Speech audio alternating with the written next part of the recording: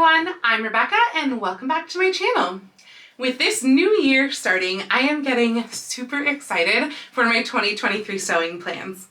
I always love seeing videos on other people's plans, and I've started sharing my plans here at least once a year since starting my YouTube channel nearly 3 years ago.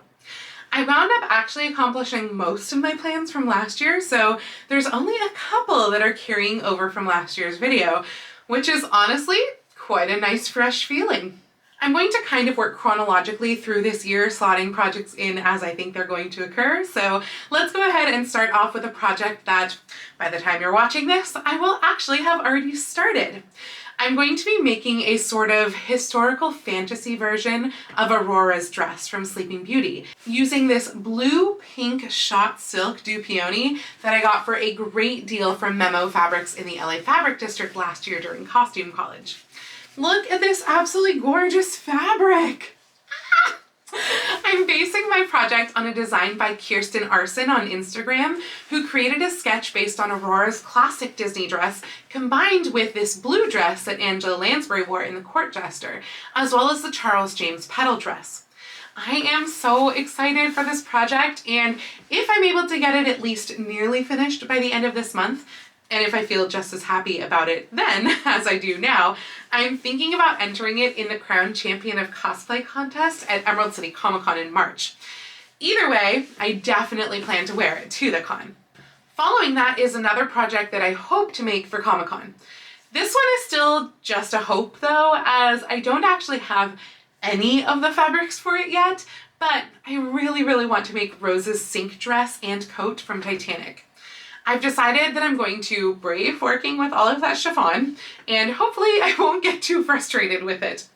Honestly, if I had the fabrics, I would probably start the year with this costume, as I do feel like it's better suited to the cosplay competition, but alas, Fashion Fabrics Club sold out of their pink wool the day before I was going to purchase it. So please keep your fingers crossed for me that I can acquire these fabrics in the next couple of weeks. And if you have any sources for lighter rose pink wool at about like $15 a yard or less, please do let me know. I think I need about like 6.5 yards. Ideally, I would love to make one additional costume for Comic-Con as well, since I do usually attend for 3 days. And in fact, this year, Comic-Con has actually granted me a 4-day creator pass, which is really freaking cool. To be honest though, I'm not sure what I want the third project to be.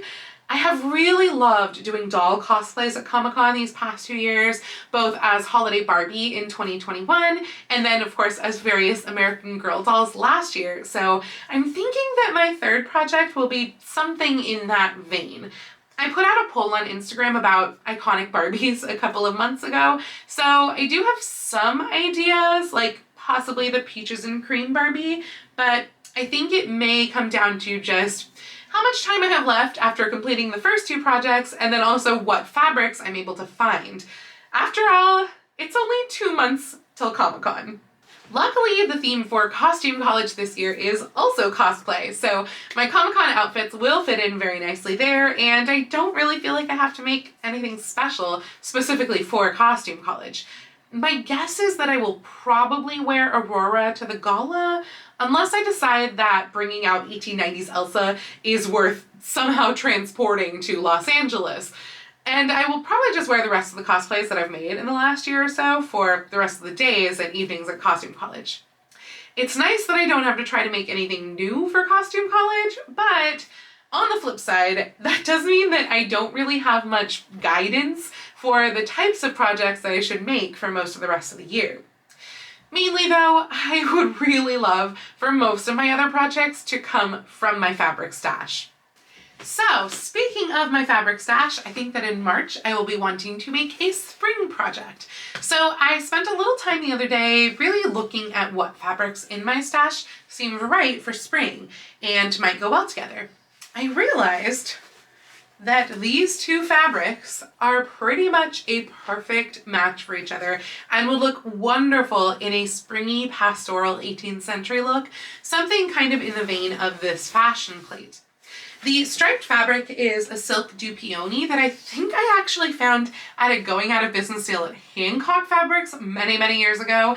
And then the green textured silk was a steal from Fabric Mart Fabrics several years ago.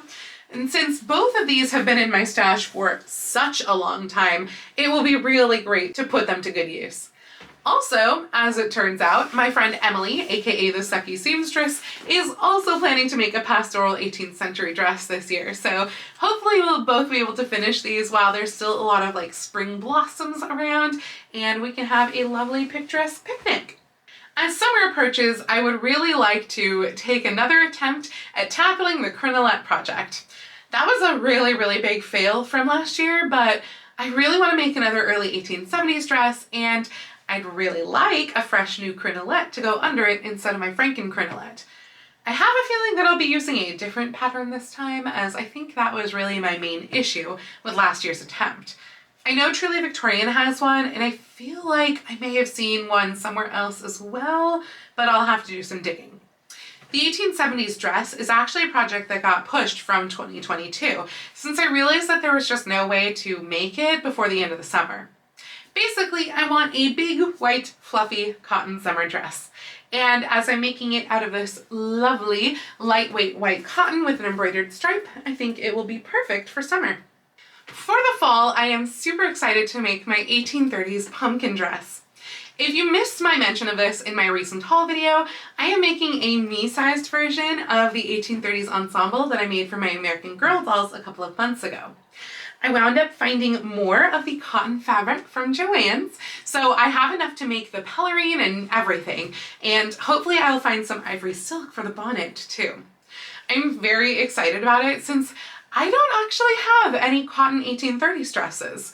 This will be a pretty simple gathered front bodice with really huge gigot sleeves and a matching ruffled pelerine, and of course, piping everywhere. And then finally, getting towards Christmas, we come to what has become sort of a holy grail costume that's now been on my list for a few years, Felicity's blue Christmas dress. To be honest, I have basically given up on being able to make this in silk. Silk Baron has been out of their blue silk for I think about a year and a half now, and while Renaissance Fabrics finally just brought theirs back, it has skyrocketed to a whopping $35 per yard. As of the morning of filming this, they've actually announced that they're going to be having a 25% off sale in a few days, which does mean that silk might be possible, but I'm a little bit concerned that it looks way darker than it used to be, and I wouldn't have time to re-swatch it before the end of their sale, which I apologize, but by the time you're watching this, the sale will have already ended. Considering I would need at least 11 yards, if not more, to make this dress, there is absolutely no way that I could afford to purchase it without the 25% off sale. So yeah, I feel like it's somewhat unlikely that I'll be able to make it out of silk, so I think I might swatch some polyester taffetas to see if I can find one I like and make it out of that instead.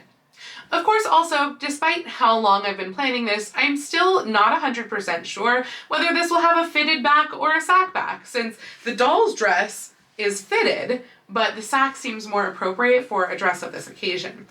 The morning of filming this, I actually posted a poll about that on my Instagram, so I will pop up the results of my poll here, and maybe that will help me make my decision. I know other costumers have also been plagued with this decision as well, but I don't think I'll really be able to make a choice until I can play with the drape of the fabric, especially if I wind up working with the poly taffeta instead of the silk.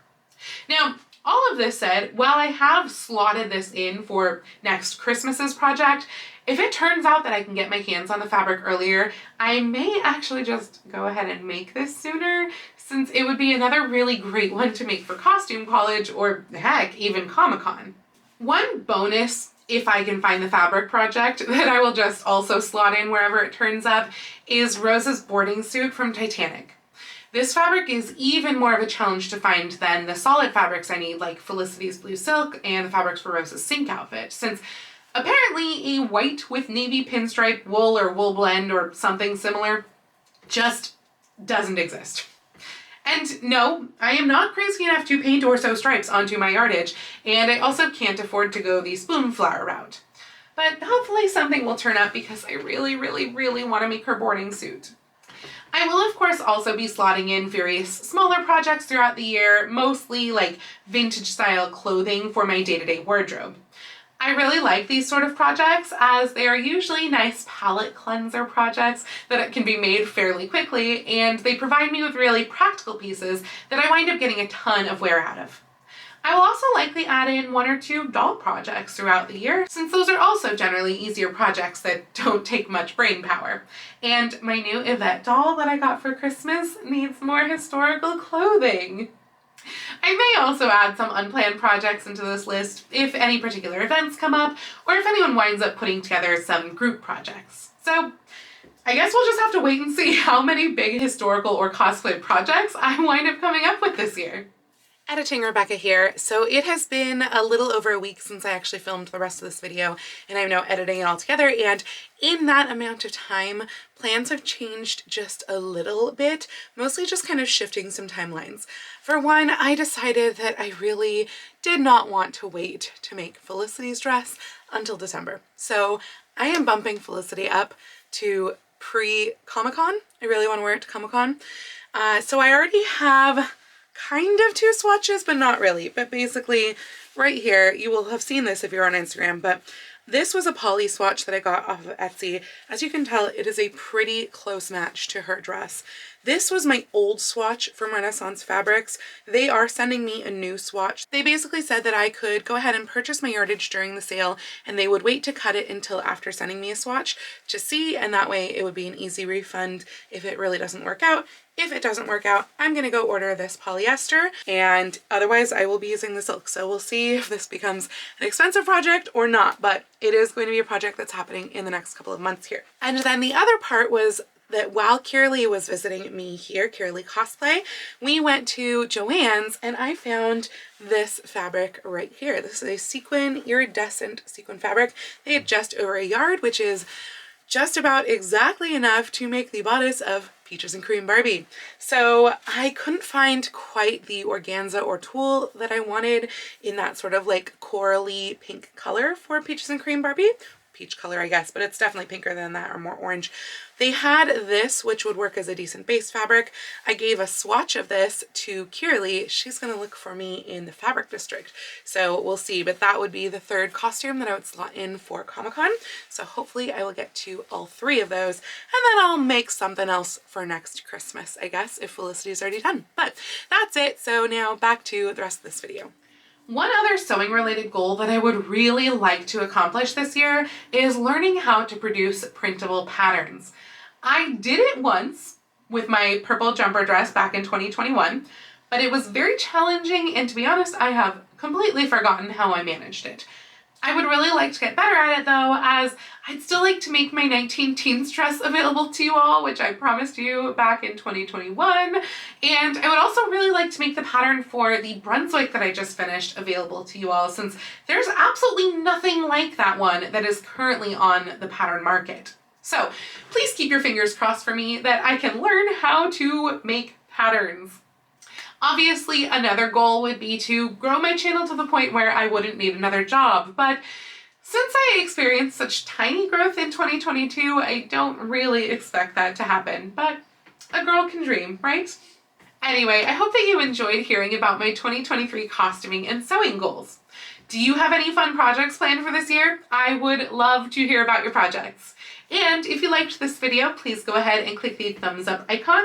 And if you'd like to see more videos like this from me, please go ahead and click subscribe and the little bell icon to be notified every time I post a new video. I do post videos here on YouTube twice a week, with my sewing vlogs out on Tuesdays and other random costuming content like this out on Saturdays, but I post every day over on my Instagram, so please go follow me on Instagram. That's at Lady Rebecca Fashions. And if you'd like to help support all of the work that I do on this channel, I do have a link to my Patreon and my Ko-fi down in the description below, or you can send me a super thanks right here on YouTube. I'd also like to give a special shout out to my Edwardian level patrons, Sharon, Mirage, and Laura. Thank you all so much for joining me today. I hope you all have a wonderful week, and I will see you very soon in my next video. Happy sewing!